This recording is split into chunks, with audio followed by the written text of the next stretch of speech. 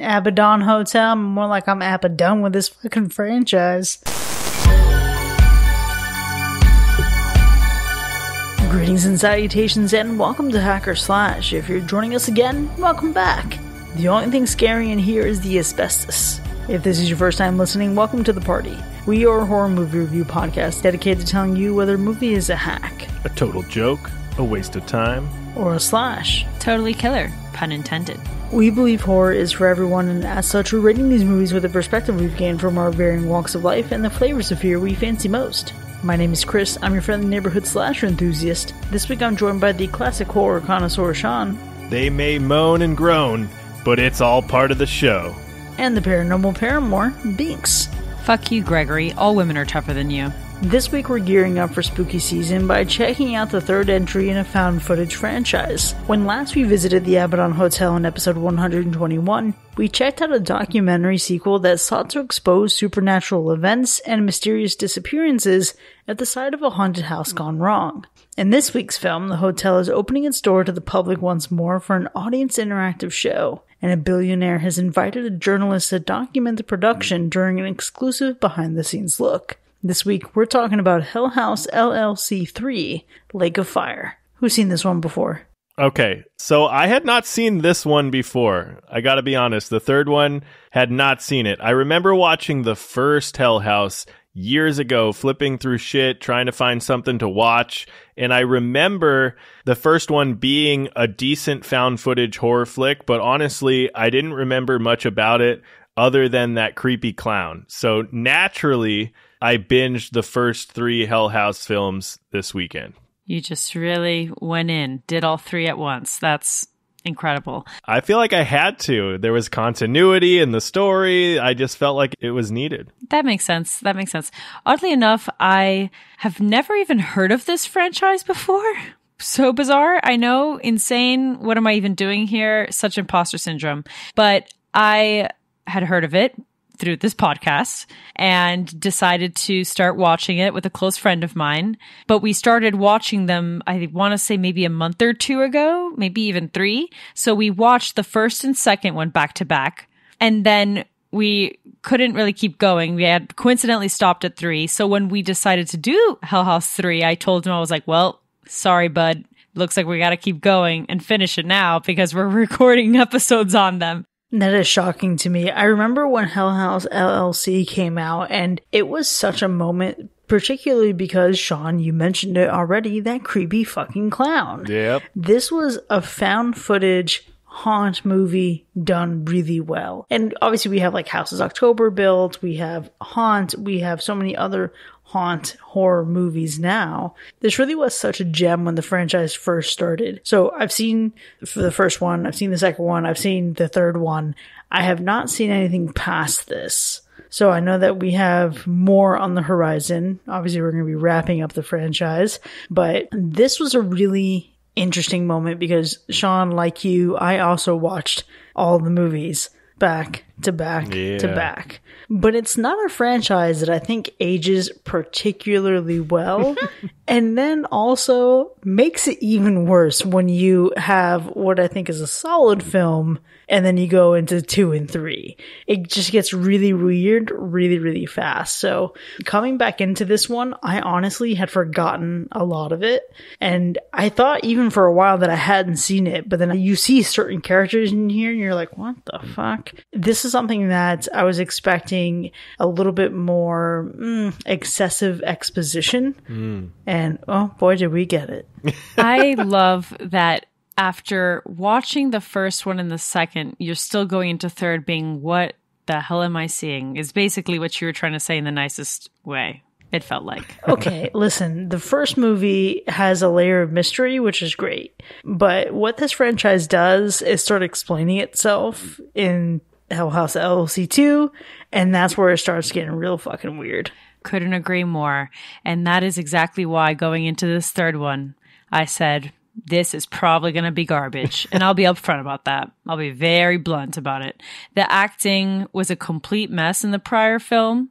The plot seemed so convoluted in an unnecessary way. And so going into this one, I figured, it's giving like all of these actors couldn't find other jobs to do. And so let's just keep doing what we know with the little money we have left in our pockets. And, well, we'll get into how I felt about it. But going into a film already feeling that way, by the end of it, it's so rewarding to know that you're onto something.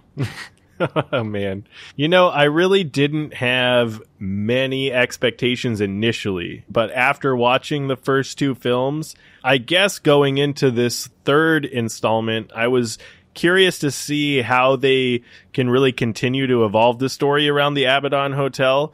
Is this just going to be another group of idiots trying to find out what's going on with this place? Is it going to feel tired and played, or will they find a way to deliver something interesting? That's really what was going on in my head with it. I just don't want this to be just a repeat of the second film, because then it's just redundant and stupid.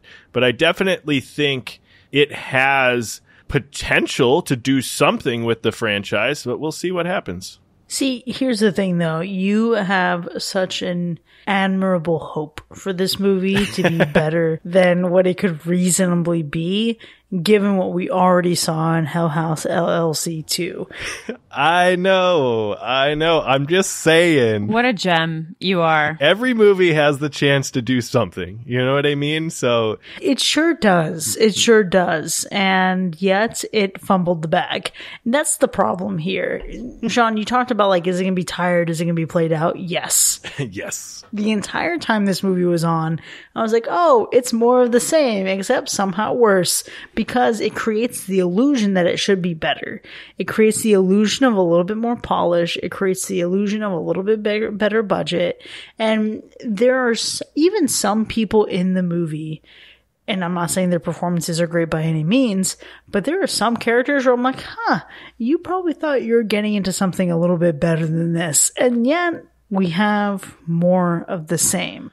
This is Mama Bird chewing up the food and throwing it back up for her babies. And who are the babies? Not me. I'm not babies. I don't need this shit. I really couldn't say it better. I love your heart and your spirit, Sean. Good for you. My cynical ass was like, God damn it, we have to review this movie, don't we? And we gotta persevere.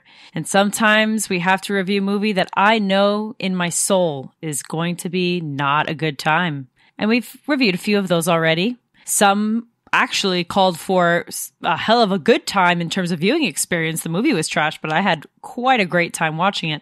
Unfortunately for this one, though, throughout the entire film, I was heavily annoyed, extremely peeved, because there's a constant need to recap the previous two films as if this is the latest installment in a 20-part franchise. So to your point, Chris, it's almost like they have the audacity.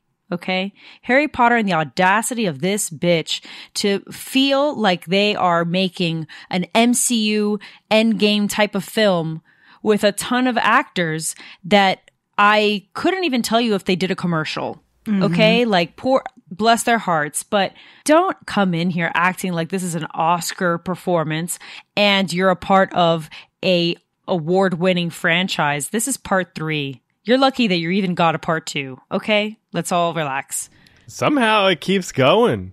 And then they also feel like because this film is, I don't even know, like it has such a high reputation and it's so necessary.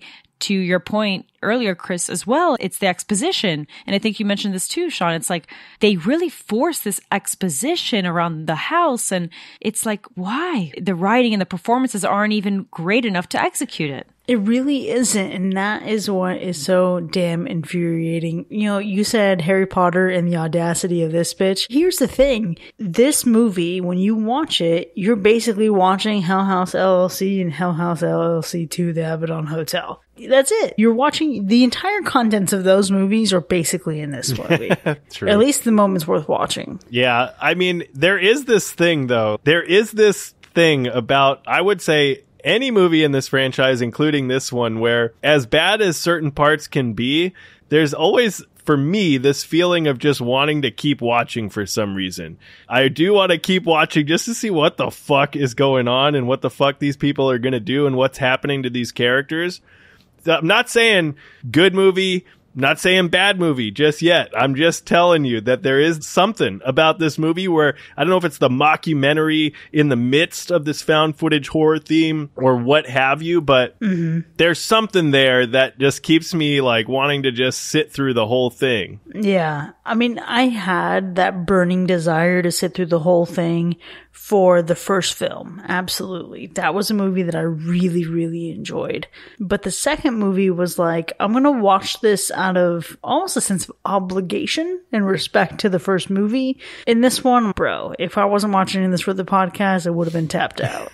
I would have completely skipped it before I even knew whether it was good or bad. I just felt it in my soul that there was no way that this was going to be an improvement after the second one. But I get what you're saying, Sean, because I felt like that with Ginger Dead Man. I was so like, I need to see the end of this film. What is happening here? This is so bad. Yeah. So I get what you mean. I didn't feel that way about this in particular, but I can relate to you in terms of the general sentiment. Yeah.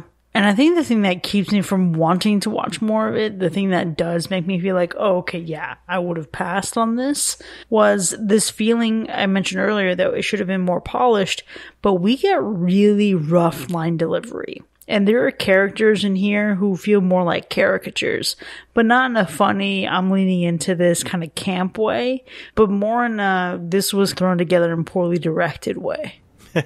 Yeah, I can definitely see that.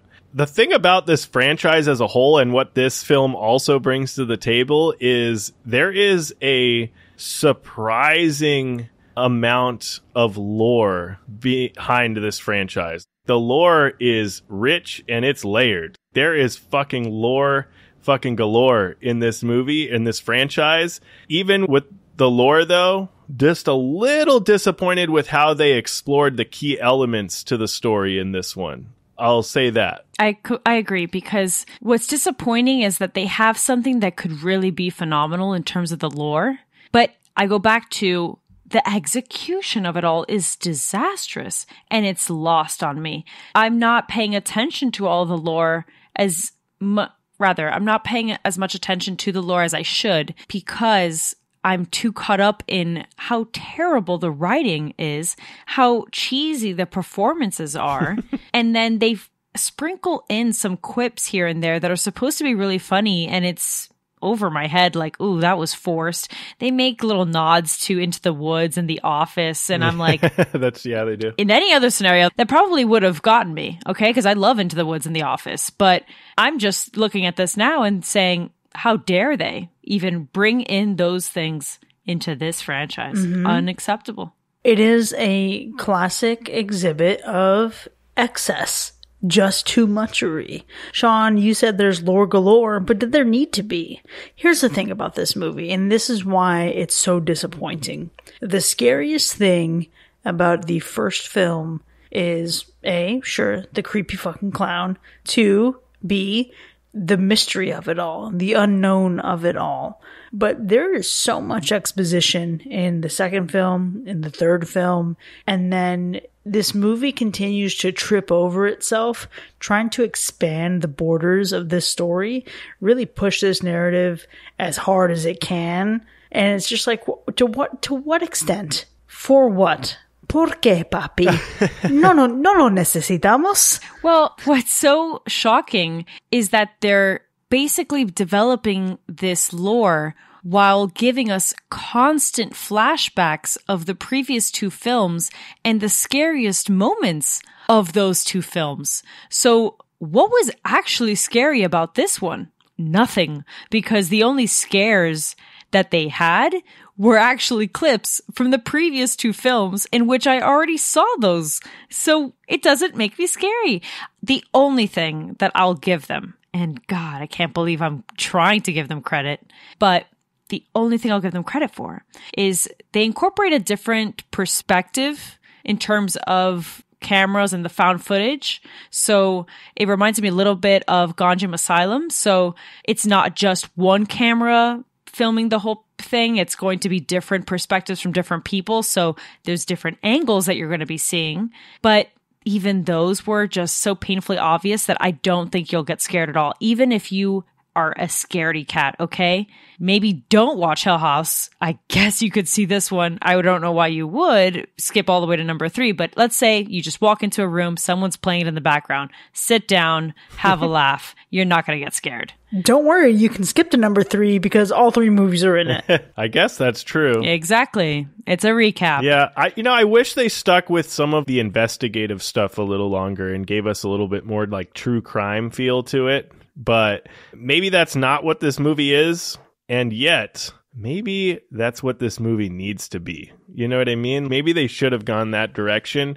Scary or not, I don't know. I actually think there are some genuinely creepy moments across the entire franchise, including this movie. I feel like this installment had maybe like a small handful of really good moments that weren't even jump scares or anything like that. It just had some memorable moments, I think, and maybe it's just the way they looked that stood out rather than actually making you truly frightened in any way. But I think what makes the trilogy in and of itself so scary up until maybe the end of this film, and maybe parts of the end of this film, is that you don't really get a full explanation. Like, you get an explanation, and we'll talk about that, but there are no like real answers, and it adds to a little like sort of mystique of all of the films. And so it had that until it didn't when we got to parts of how they landed the plane in this film to kind of wrap up this trilogy. You really had the nerve to say this film had mystique. I mean, the first one had mystique, and it slowly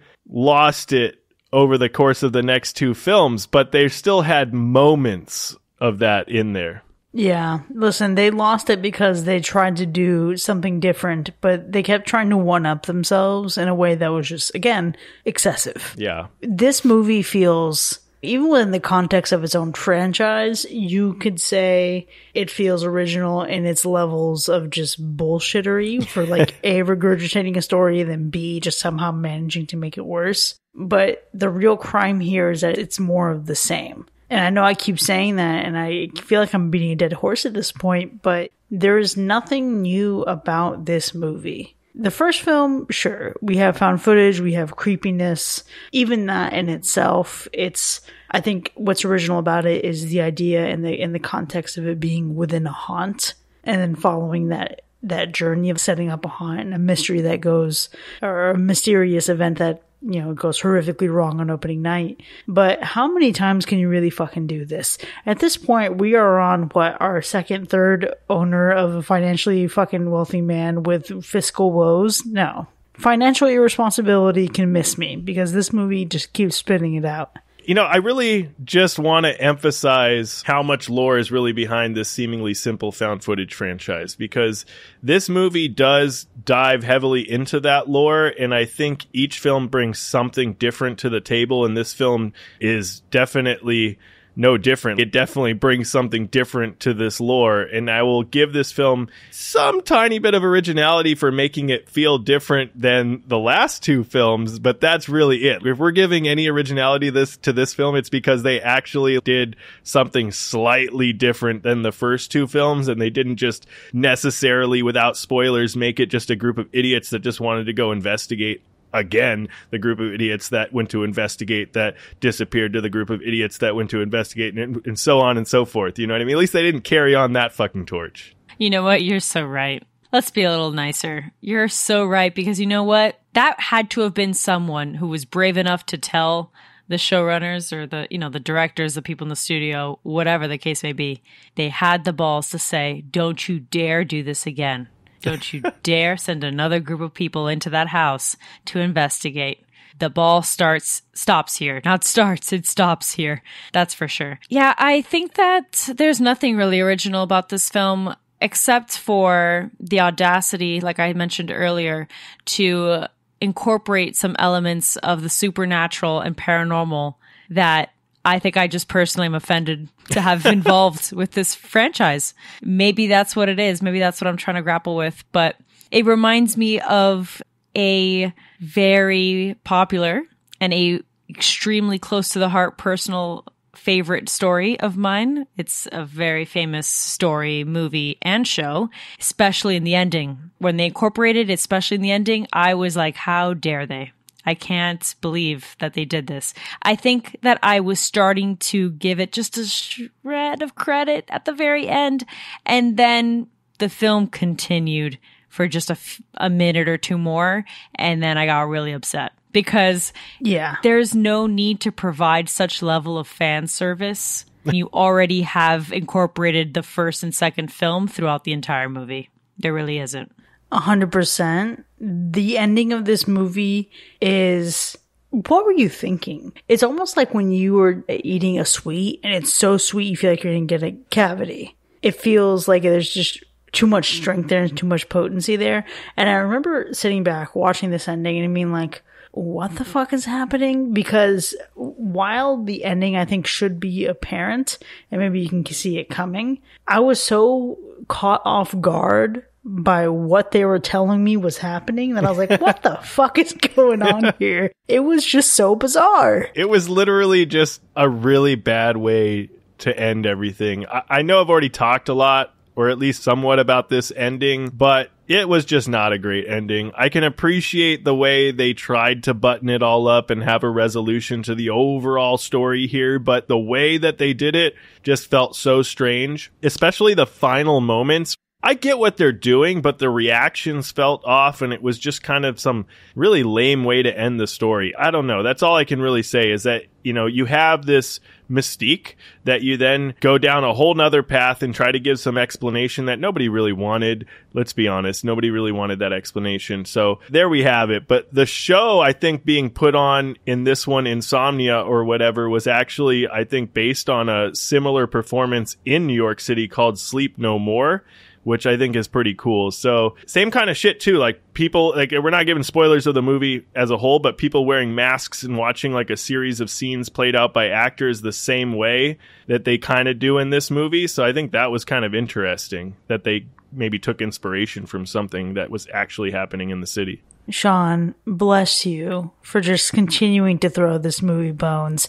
And I can honestly see why you have to do it, because I think it's apparent which direction we're going here. But before we start rating this film, how would you describe the gore score? There's not really a lot of gore in this film. You will see blood for sure, but you don't really get to see much of any of these kills up front. And even though we have some creepy props and ghosts and whatnot, it's really just giving a hauntingly low gore score.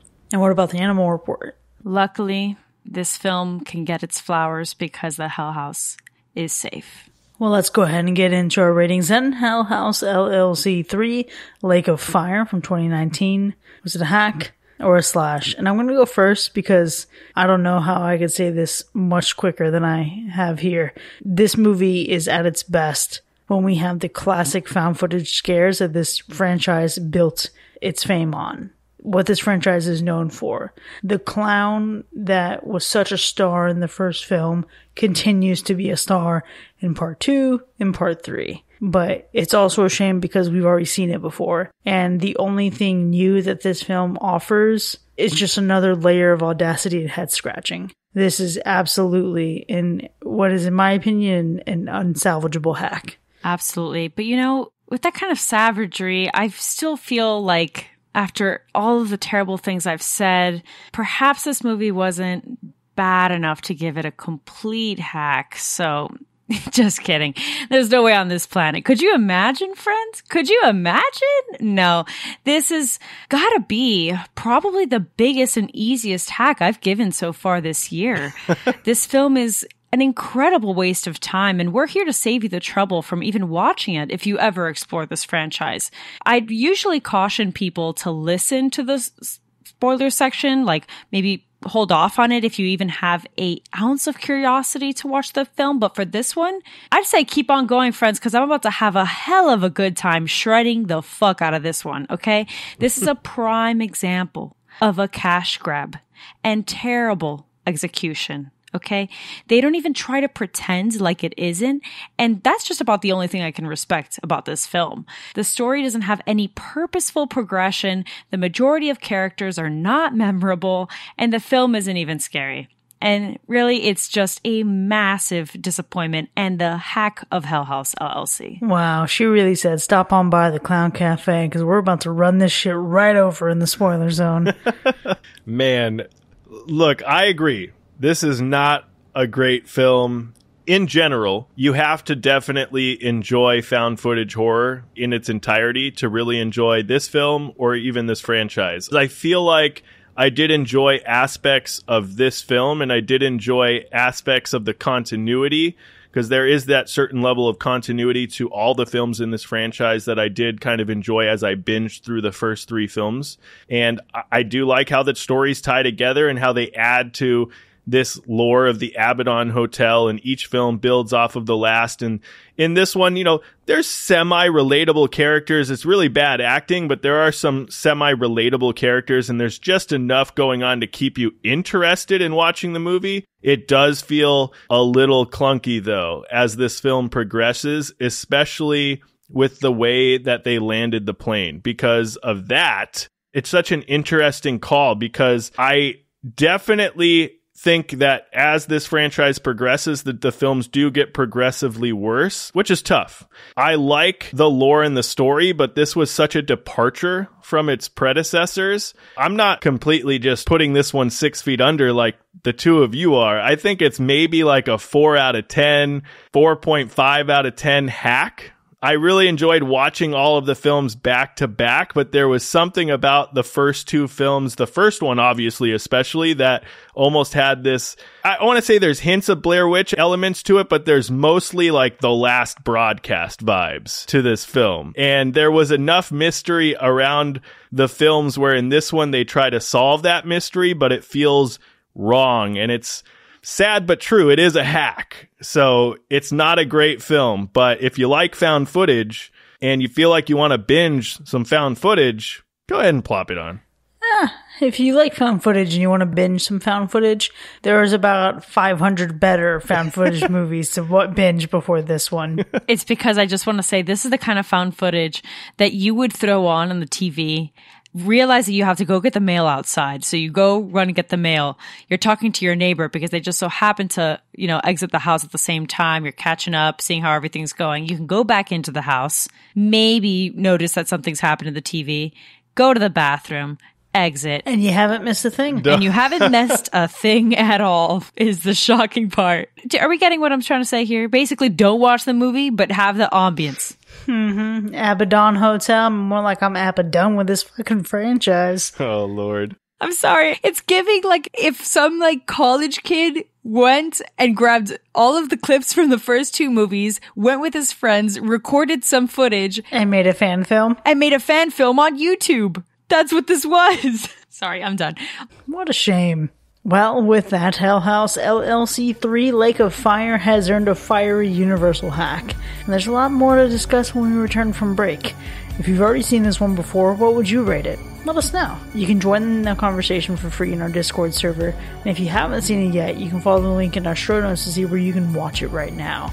But obviously, we don't recommend it. When we return from our break, we'll dive deep into the spoiler zone territory and discuss exactly what makes this movie such a steaming pile of shit. We'll see you in a bit.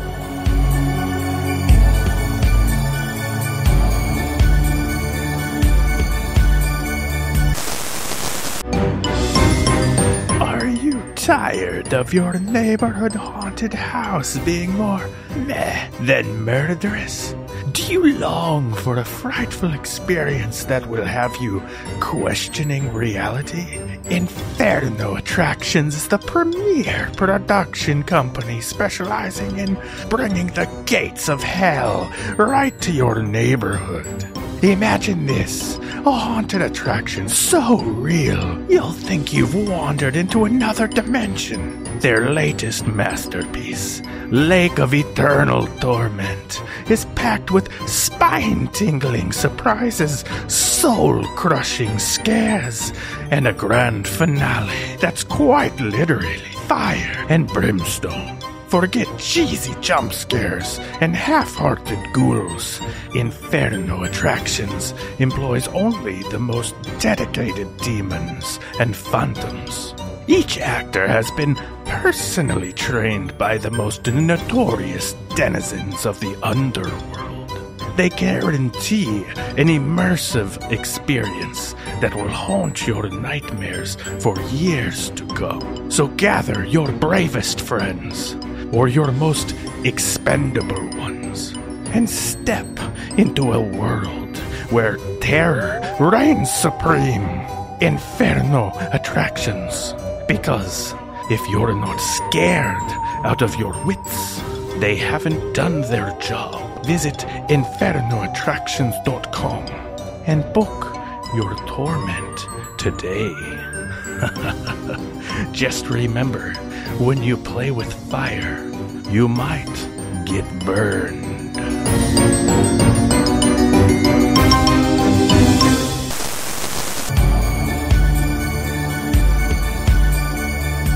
Welcome back, folks. You're now entering the spoiler zone for Hell House LLC 3 Lake of Fire, which has earned a universal hack.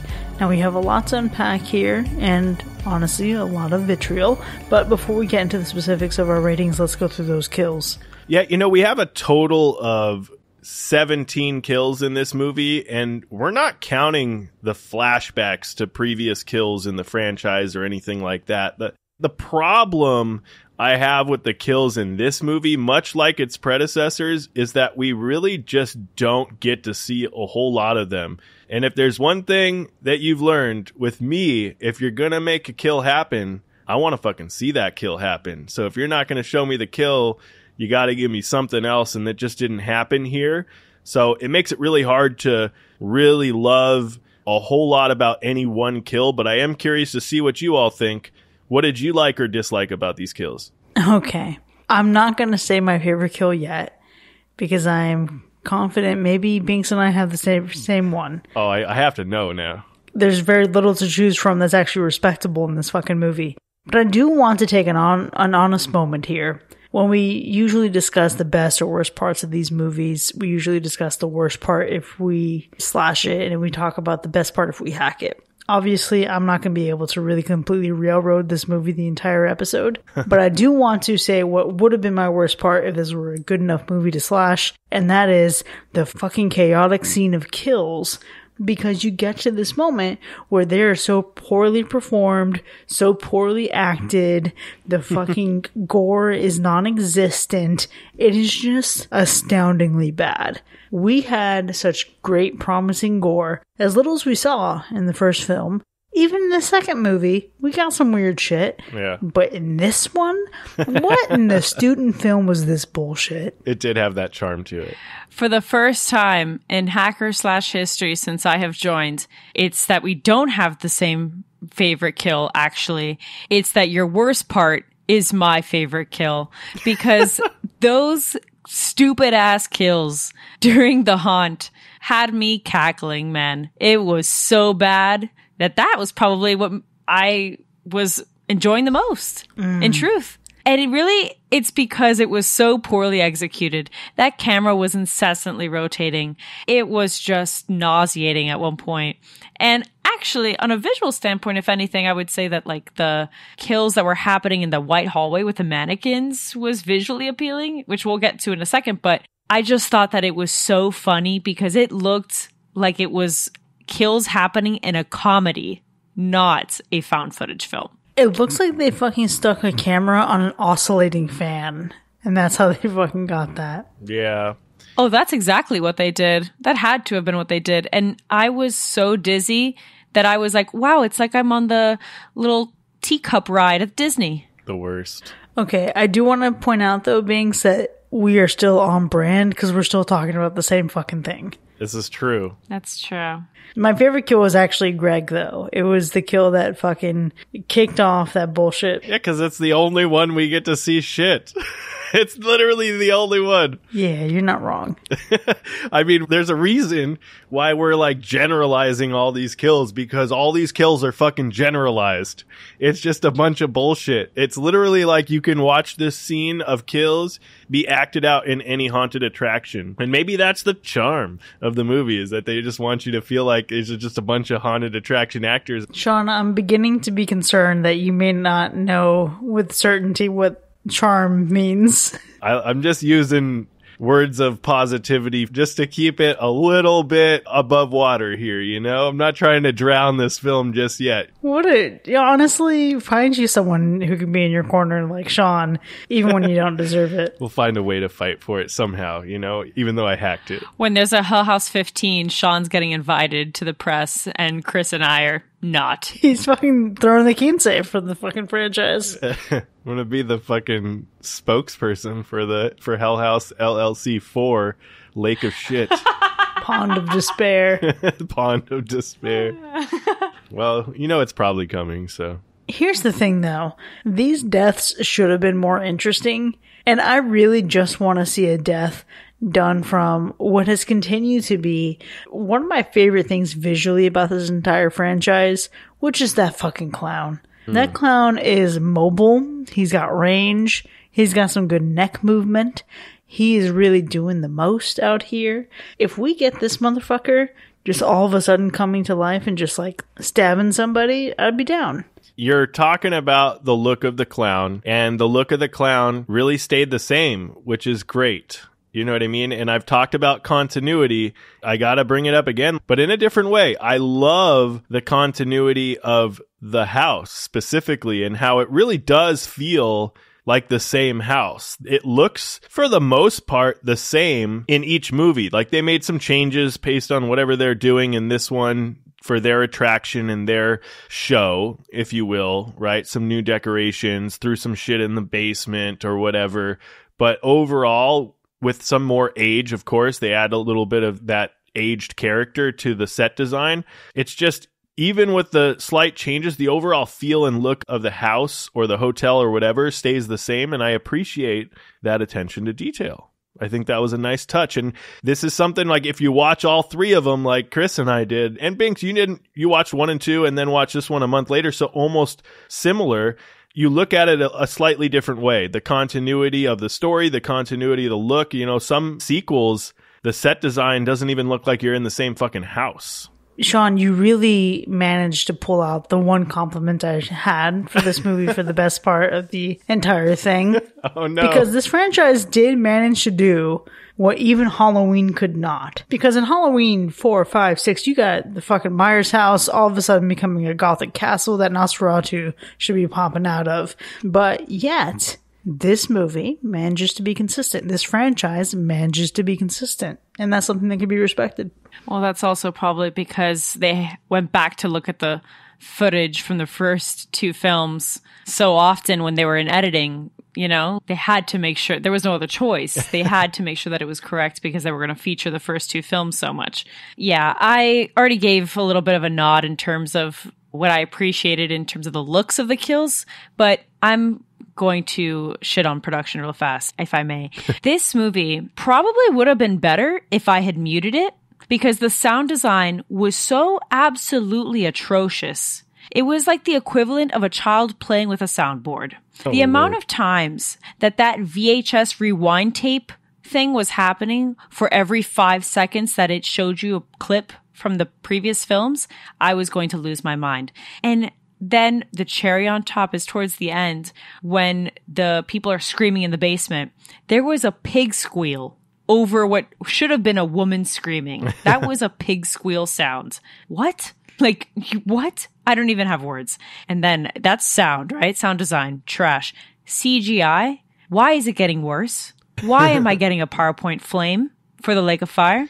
What was that? Why are you using CGI in a low budget film anyways? You know what I mean? No business. Correct. There. No one has gasoline in a flame? No business. No. None whatsoever. But I'm telling you, it's the audacity. They really were like, we got some more bucks, so let's CGI this thing because we're the shit. No. Yeah. Stop. What was necessary, though, I think, was more screen time for my boy Harvey. Probably the only funny character in the whole entire film. And my favorite scene was, God damn it, it's the same one as yours, isn't it, Chris? No, it's not, but I have thoughts on Harvey. Oh, I'm sure. But I only appreciated him because he does give someone that can get shit done. And maybe I was just like, Oh, I can relate to that to a certain extent. Making sure people are doing the things that they have to do, checking off the boxes, making sure that the project management skills are on peak. But there's a particular scene where the lights are going on and off, being tested, and the girl's reaching out to him that I actually was like, this is what I expected, or rather, not what I expected, what should have been expected for this film. I wanted to see this kind of fear, this kind of attention to detail for a found footage. So one morsel of positivity that I can provide. That's something that's actually pretty solid. I think one of the ones that I really loved, especially this is, again, one of those moments where I said this movie is at its best when we have some of those found footage scares that we got in the original films. And that's when Jane goes back into the hotel on a dare. And then we have our clown smooches. She's out here really doing the damn thing. We've talked about a lot on this podcast. You fuck around and you find out. She found out. She found out real quick. And there's a point where she realizes that the clown head is turned and is looking in a way that it wasn't before. Yeah. The fear on her eyes then cut to what, again, this is like a note of comedy in the movie. We have Harvey and we have Russell. And we have a third person. They're in these meetings where they're just recapping what the fuck is going on during this production. And it felt almost like The Office in those moments. So I love this almost sweet and savory moment of, okay, we have the fear. We have that clown doing its thing. We have Jane getting the shit scared out of her. And then we have some absolute ridiculous Michael Scott bullshit moments later. It did have that fucking Office feel to it in those moments, 100%. The whole scene with Jane going back into the house, I'll touch on for just a second. It's not my favorite scene, but because you brought it up, Chris, I think that moment that you really liked where you were seeing the clown's head turning, what really kind of bothered me about the progression of all this is that in that moment, she has the camera flipped around back at her and she sees this clown moving or has moved or whatever and freaks the fuck out. But moments fucking before that, she has the camera flipped around facing her and there's the entire ghost of the entire cast of the first fucking film and she doesn't see shit. So there's a miss here. I don't understand. It's because the camera saw it, not her. Oh, is that what? Okay, maybe. It's kind of like when you take a picture and you have the spirit orbs. You don't see that shit in person. It's just, the film. I guess, but I was just thinking about that right now. It's kind of like, hey, wait a second. I'm right there with you, Sean. And Chris, don't you dare try to give them more credit. It's all a lie. Listen, I'm just giving you the excuse they probably would give if they were here to defend themselves, which they're not. Which they're not. And the excuses would come because I've got another one for you in terms of explain this to me. Isabel, okay, disappears. No one can find her. All of these photos, though, she's got them. Ma'am, why are you taking a selfie of you in front of a wine rack? Why? Why are you taking a selfie of yourself at the top of stairs? And in all of these selfies, you're barely in the fucking picture. Half of your face is in it because you've got to make enough room for them to edit and Photoshop the original cast in all of these photos. It was so forced. It was so stupid. It made zero sense. It's like a Snapchat photo. Yeah, she's having a little hot girl fall. Yeah, hot girl fall, but she's taking terrible photos. It's like she's getting the camera and is not even pointing it at herself because she knows, well, I gotta make enough room to have everyone else fit in this picture. What? It was just it was a reach. There's a film called Lake Mongo that kind of does that a little bit where it's like pictures, not necessarily selfies, but they do that. Oh, there's something in the distance really, really well. We'll talk about this in a second, but Haunting of Hill House is another that obviously features it a lot.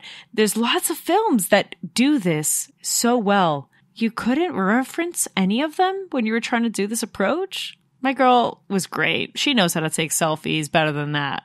Yeah, there are some interesting choices in some of these scenes throughout the films, but I can tell you, I'll give a little bit more credit to this film for my favorite scene. And even though I want to preface this, even though I don't really like the way that the film ended and the overall message of good versus evil and Russell being an angel of some kind. I don't really like that. I want to preface that. Let's go. Finish it. But if that's the way we're going, reflecting on the film, if that's the way we're going and that's what they're going with, then my favorite scene is when they're at the bar right before opening night of their show, because the more you look back on the scene, the more this is an undeniable parallel to The Last Supper. It's basically foreshadowing Russell's divine nature as an angel. Russell ends up ordering like bread and wine, which ends up being eaten and shared by the rest of the cast and crew. And it's also their final dinner before their opening night, or their last supper before Russell basically sacrifices himself to save all of mankind. Okay, well, that's deeper, and I can appreciate that more than what I thought you were going to say. I thought you were going to say your fucking favorite scene was Russell showing up with the original fucking cast of Hell House, and that would have said, Sean, that's a step too far. Exactly. No, not at all. Not that. Absolutely. I was scared. I was absolutely scared.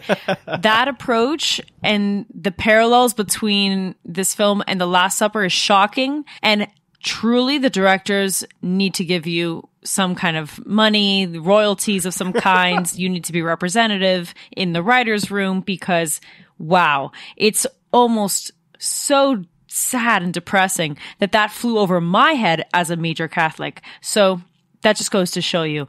But if it had been that ending, Sean, our friendship would have been in question, because how fucking dare they? I just mentioned Haunting of Hill House, so I'm going to tap into that real fast. How dare they Haunting of Hill House / Supernatural this shit, okay? I will not stand for it. Both of my favorite shows, Hill House specifically. How dare they? They squandered it. They just... How could they do this?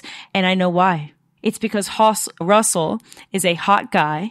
And as a hot guy, they decided, well, let's make him an angel of God. Oh, God. I can't believe it. With a scar that looks like he's from Baldur's Gate 3. It's just incredible. He's literally saying, all right, let's pass over or whatever. Like, it seems like he's trying to lead them. This is how dumb this is. He's trying to lead this crew, like, maybe to heaven. I don't know. But this crew is just dumb. They're like, oh, what do you want to do? Go to the bar? Whatever. Like, they're trapped in the house, but he's also saying, we can move on. It was kind of conflicting. Is if you're going to go down the road of everyone that dies in the house is stuck in the house or the hotel or whatever, then it feels an awful lot like at the end, Russell's like, come with me.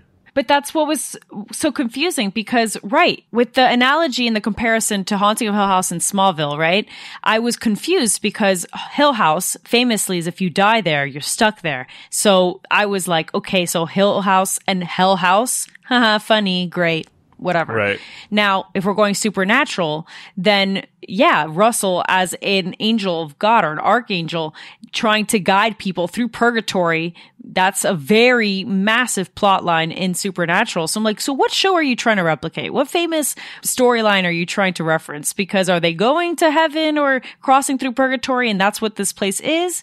Or is this just a stuck here forever purgatory? They couldn't even decide. Yeah. They couldn't even decide. But you know what they did decide is that hot guy's got to be an angel. That guy's got to have purpose. Yeah. You know, I still struggle, though, to find the purpose of the big bad, who looks like so much of a little bitch, and I can never take him seriously in this whole franchise. Andrew Tully, what the fuck? You look like if the wind blew just right, you'd fucking disappear. Yeah. Absolutely. Andrew Tully wasn't super scary or like intimidating as a main antagonist type thing. Maybe like a main antagonist in the lore, but really didn't show up all that much. He looks like a basic librarian. Yeah, truly. And that's where I think I struggle with this whole, okay, we have Andrew Tully, the big bad, the evil of the film. And then you have hot guy Russell. And it's too much. It's too much. It's not even a fair fight at that point. And then they bring back the original cast. Like, it hasn't been a couple of years, friends, you know? Yeah. Like, guys. Because already, two of them already had made their cameos before. So, guys, what's going on? Could you not find another film to do? Do we need some help? Do I need to contact your agents? There's got to be other stuff out there for you. Do you really got to come back here? I'm so sorry. I mean, not if they're looking at some of these reels, you know? Jesus. They're looking at some of these reels, they might not be getting other work, you know what I mean? Ain't no sizzle on those reels. Yeah, because let's be honest, a lot of the acting, like we've been talking about, is not great. You know what I mean? I think, you know, Russell as a character, not even talking about the angel bullshit, right? Just the acting by Gabriel as Russell was just not great to me. And the way that they tried to make him like a red herring, almost like this is the bad guy, but then turns out to be the good guy going into the third act of the film, where everything just felt like a little off with him. It just felt like such a weird direction to go in. And so I don't know.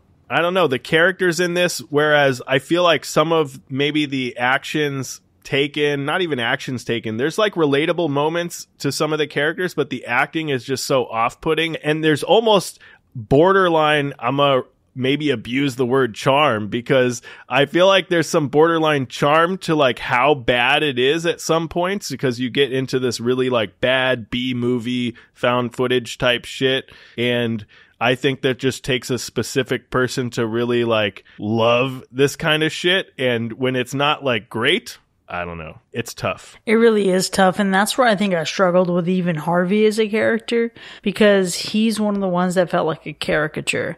There were some moments where he was, okay, Sean, charming. Hey. There were some moments where he was winning my favor. But then there are others where I'm like, oh, wow, you're just as bad as the rest of them. And honestly, you're overdoing it. And I don't know. I just wasn't really getting, I just didn't really feel the need for sassy gay in this movie. And that's what's happening with a lot of the characters here. They're all, for lack of a better word, a token something. You know, we have the token Latina. We have the token gay sass. We have the token white girl who's going to fuck around and find out. And it's just unnecessary. It's unnecessary. There's no excuse, really. This is not early 2000s. Let's get a little bit more creative here, and at the very least some purpose for all of these people. But you just give me a ton of new cast members, and the only way that I'm going to remember them, unfortunately, is by this tokenism, and I hate it. It's not okay. Occasionally Harvey was funny, I agree, and there's some moments where it's like, yeah, I can see that he's the one that I could probably relate to in terms of getting shit done, but the lines were so forced that it's like, yeah, this is real cheesy and not in a good way. It's giving the bottom of the barrel Tubi. Yeah. You know who I did like, though? I liked the moments with, I think his name was Robert Lyons, the dude with the white and gray beard in the film. I forget his character. I think Theodore something in the movie. His interviews, as short and like as few as we got throughout this movie, and even in the other franchises, I think he's in the first one for sure, we're just like, I don't know, there was something about him. There a little twist of humor that I thought was a little campy, a little fun. So I liked those moments. I thought that was a good character. Yeah, he was one that when he did have a comment to make, it was like, yeah, things went south, you know, and I could appreciate that, because that's the kind of stereotype, I suppose, in terms of commentating on a mockumentary that I would expect. There's going to be someone that's like, yep, shit hit the fan all right, you know, because it did. Yeah. He seems like the kind of guy who just loves to revel in some gossip. And that's really the energy that he carried, honestly, throughout this whole franchise. Yeah. Definitely the gossip dude. I think we kind of should have got a little bit more of Max, to be honest with you. The little stoner dude with the long hair and the mustache. Literally looks like every hipster from Los Angeles, 100%. But I feel like if we got a little more of that dude, could have had some good moments. It's a possibility there. Possibly could have punched my TV as well. Who knows? No, but I agree. Maybe just a few more one-liners here and there could have made up for a lot of the disaster that is this film. What wasn't a disaster entirely, and what I will say is the best part of this film, is the piano melody. Because to your point earlier in terms of the consistency, the piano melody seems to be like the franchise's theme song. And it's really the only thing that's ominous about Hell House to this point. And I enjoy it. Okay, the piano, but also the fucking clown. Listen, this is the frustrating thing. The best parts of this movie are Hell House LLC, the first one. And we can actually say that because a majority of it is in this film. So I guess that's there's true. That. Yeah. And, the title of it all too. I think the best part of this movie is also what is kind of fucked up and became the worst part of this movie, but it's also the best part, I guess, in a way. It's the lore of the movie initially. I've talked about it from the beginning of this episode to now, and I'll keep talking about it because I feel like the lore of this movie and how this was able to carry on the story and intertwine some new elements was kind of cool. I just wish they were able to flush out some things a little bit more, make some sense of some things, or give us just a little bit of something different than this like angelic bullshit. But and maybe otherwise they should have just left it ominous like its predecessors a little bit, and there should have just been not a full resolution or not a full answer there. But the lore in and of itself, I think, of the Abaddon and Tully and all that stuff, probably the best part of the movie, but it's also the worst part because they don't really handle it well in this one. Yeah. See, there's a lot of should've, could've, would've in here, but there's also a lot of you just didn't. Honestly, I think even Andrew Tully and the Abaddon Hotel as a whole is such a stretch for me because, again, the mystery, the mystique that you mentioned, Sean, of the first film is where I think this movie really shines. And then that's why I would watch that film every year for spooky season, but never this one again. No more. Yeah, I think it's hard to really revisit this one, and I don't even know, even getting through the whole franchise again may not be like the best choice. I do agree, Hell House LLC, the first film in this franchise, is worth rewatching 100%. You could do like a double feature of that movie with Blair Witch. An even better double feature is what I talked about earlier is with The Last Broadcast, because I feel like they have very similar feels of just like chaos to them at times. And so I would definitely do that. But this one, it's probably going to take a lot for me to revisit this one or even getting through anything other than the first one in this franchise. But never say never. There may be a time where I just want to throw it on in the background. So we'll see. Yeah, I've got to say that I'm going to delete this one from my brain. And I can happily do so, I think. There's no way that I would revisit this film. I probably would have never even bothered watching it if it hadn't been for this podcast. I think it's such a steep step down from the original that I can successfully forget about it. But I do hope that there is better things to come. I'm going to have a little bit of optimism here, right? And there was even like a box set for Hell House that I wanted to get, but then I remembered a majority of it so far I don't like, so that's not going to happen for me. But maybe down the road, when there's maybe a few more installments and I'll feel a little bit better about it, I can buy it and then I'll just skip those CDs. Well, we'll see, but for now, there you have it, folks. No need to waste your time because Hell House LLC 3, Lake of Fire, has done a universal hack. We certainly had a robust discussion here, but that conversation doesn't end here by any means. There's a lot more to say. There is a lot more to say, and if you want to hear some of that, some of this off-the-wall conversation, consider becoming one of our patrons and check out the B-side of this episode where we discuss how we would make our own personal haunted attraction come to life.